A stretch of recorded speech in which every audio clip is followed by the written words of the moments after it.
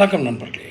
சமீப காலமாக மிக அதிகமாக பேசப்படுவராக இருப்பவர் அதிமுகவை சேர்ந்த செங்கோட்டையன். இந்த செங்கோட்டையன் ஒரு தனி பலமாக சாதிய பலத்தோடு அவர் இருக்கும் கட்சிக்கோ அல்லது அவர் வேறு கட்சிக்கு சென்றாலோ ஒரு பெரிய சாதிய பலத்தோடு வாக்குகளை கொண்டு வருவார் என்று சொல்ல இயலுமா? அப்படி சாதிக்கக்கூடிய அளவுக்கு அவர் ஒரு பலம் படைத்தவரா என்று ஒரு பார்வை இருக்கிறது. அப்படி இருப்பதாக எனக்கு தோன்றவில்லை. காரணம் என்ன என்றால், அவர் எம்ஜிஆர் காலத்திலிருந்து அவர் அமைச்சராக இருக்கிறார், ஜெயலலிதா காலத்திலும் அமைச்சராக இருக்கிறார். ஆனால் திறனுடன் கூடிய ஒரு அமைச்சரைத்தான் அடுத்த கட்டத்துக்கு நகர்த்துவார்கள்.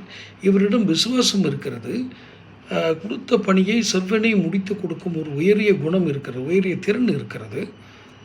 ஆனால் இதெல்லாம் தனியாக சென்று கட்சி ஆரம்பித்தோ இல்லை தனது ஆதரவாளர்களை கொண்டு போய் இன்னொரு கட்சியில் சேர்த்து அவர்களுக்கு அது வாக்கு வங்கியாக மாற்றக்கூடிய திறன் என்பது வேறு.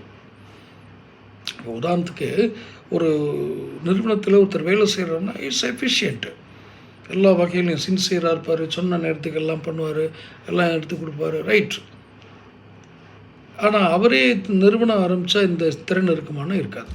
அதுதான் இங்குள்ள இந்த சைக்காலஜிக்கல் வேல்யூங்கிறது தான்.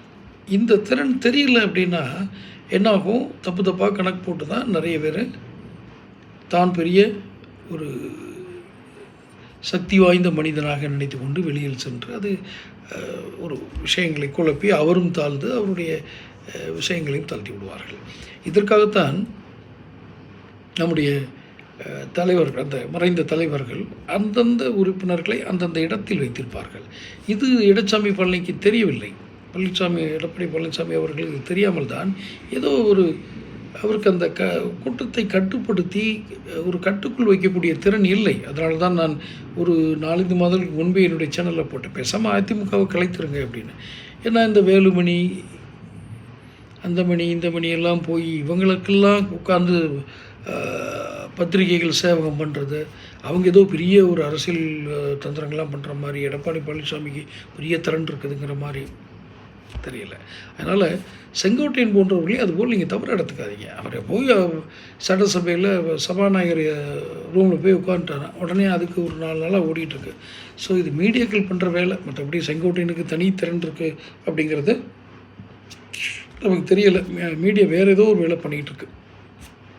அடுத்தட்டும். சப்ஸ்கிரைப் பண்ணுங்கள், நோட்டிஃபிகேஷன் பில் பதிவு பண்ணுங்கள், பிடிச்சிருந்தால் லைக் பண்ணி ஷேர் பண்ணுங்கள். நன்றி.